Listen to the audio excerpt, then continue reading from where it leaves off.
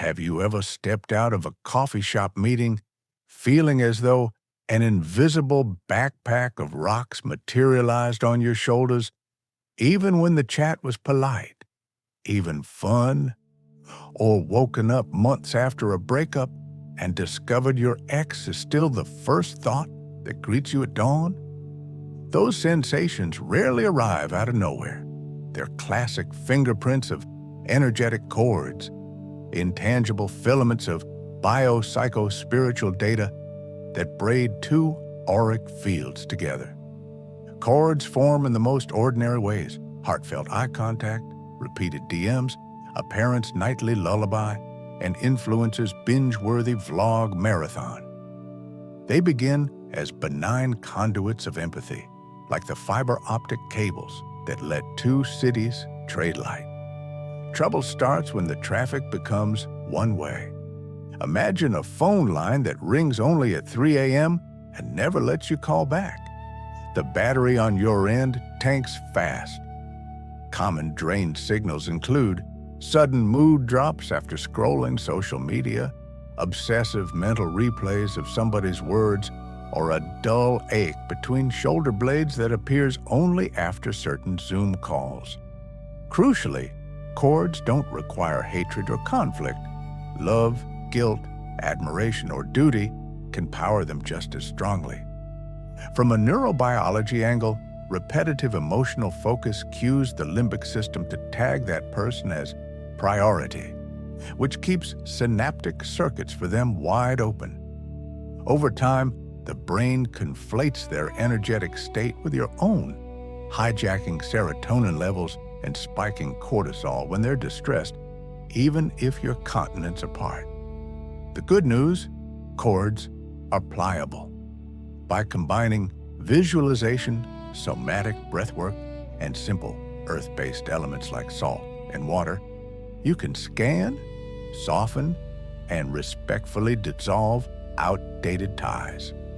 In the next 4 sections, you'll learn 5 field-tested rituals for locating energetic hook points, draining static without backlash, refilling inner power centers, cauterizing loose ends with violet flame, and locking in sovereignty through a week-long maintenance protocol. Your life force is ready to flow home. Let's open the toolkit. Ritual 1. Auric scanning with the body compass. Every chord leaves a tactile breadcrumb inside the body. Think of your nervous system as a GPS that pings whenever foreign bandwidth piggybacks on your signal. To activate it, stand with feet hip-width apart, soften your gaze, and speak aloud the name or memory that feels sticky. Within one breath, a microsensation, prickle, flutter, or pressure will highlight a zone: heart center, solar-plexus, nape, maybe a knee that suddenly buzzes. That is your body compass pointing to the plug-in site. Place a palm over the hot spot. Inhale for a slow count of 4, hold 2, exhale for 8. As you breathe, picture a theater spotlight emerging beneath your hand. It widens until a hair-thin filament appears, stretching outward like a silver strand of spider silk. Important: become a witness, not a hunter. Yanking too soon rips psychic tissue and invites boomerang guilt. Neuroscientists observing meditators note that pairing visualization with tactile focus moves EEG rhythms from high beta into mid-alpha, dialing down the amygdala's intruder alert. Translation: calm curiosity loosens 30% of a chord's grip before you do anything else. Conclude the scan by speaking. I acknowledge this connection without judgment. That single sentence flips your prefrontal cortex online, replacing reflex with choice. You've gone from unconscious siphon victim to conscious energy steward. Now, you're ready to release what no longer serves. Ritual 2. Saltwater release. Fill a ceramic bowl, glass works, plastic dulls charge, with body-warm water. Add a heaping tablespoon of sea or Himalayan salt and stir clockwise until the crystals vanish. Submerge fingertips, or the whole hand, linked to your body compass point, and close your eyes. Imagine the filament you witnessed earlier unraveling, smoke-like, into the brine. Salt's sodium and chloride ions boost skin conductivity, creating a microground that siphons static electrons down the arm and out through the water. Whisper, "What is not mine returns to earth, cleansed." When intuition says done, usually after 90 to 120 seconds, pour the water onto soil or let it swirl down the drain under running tap. The kinetic flow tells your mirror neurons the cycle is complete. Ritual 3. Solar-plexus refill. A cord once removed leaves a vacuum nature loves to refill.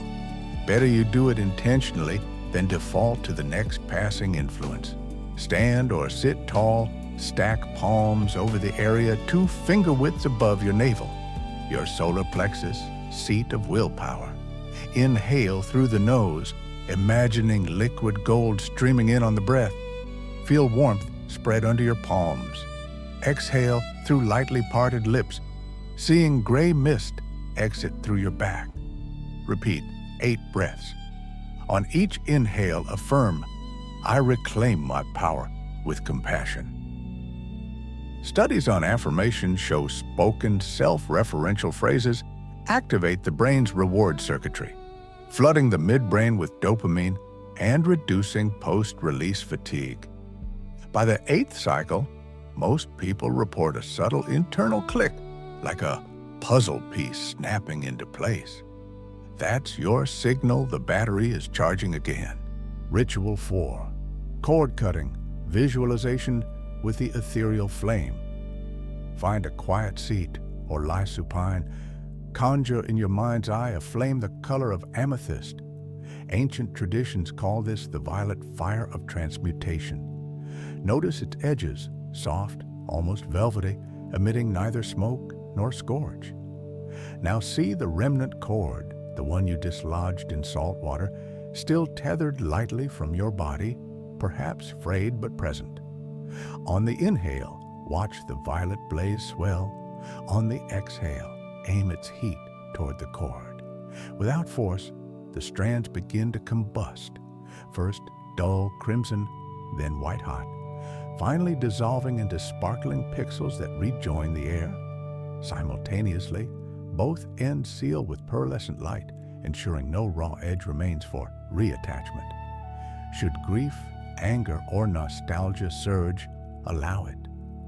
Tears, yawns, spontaneous shakes, all are the vagus nerve's way of completing the physiological stress loop. Suppressing them risks leaving the energetic doorway ajar. When the emotional wave subsides, speak gratitude to the lesson carried by this bond. "Thank you for teaching me boundaries," or "Thank you for showing me my capacity to love." Brain imaging studies reveal that sincere gratitude spikes serotonin and activates the anterior cingulate cortex, embedding closure as a felt memory rather than a forced belief. Rest in the afterglow until your heartbeat steadies. You've just rewritten an etheric contract. Ritual 5. 7-day power anchor practice. Think of cord cutting like pruning a thriving garden. Snip today, nurture tomorrow, and periodically check for new shoots. For the next 7 evenings, commit to a 2-minute power anchor routine. 1. Hand on heart inquiry. Close eyes, palm to sternum. Ask, "Is my energy sovereign right now?" Your body compass will flash yes, expansion, warmth, or no, tightness, tug. 2. Micro maintenance. If yes, inhale gratitude and carry on. If no, run a 60-second saltwater hand rinse under the tap. Then place palms on solar plexus for 3 golden breaths. By day 7, most practitioners report lighter dreams, clearer inner dialogue, and a noticeable drop in intrusive thoughts. Remember, cord cutting severs leaks, not love. True connection thrives when exchanged freely, not siphoned. As you embody wholeness, authentic affection circles back amplified. Proof that boundaries and compassion are not rivals, but dance partners. Comment below which cord you're most ready to release. Practice for a week and share your revelations. Your energy is currency. Spend it on the life you choose.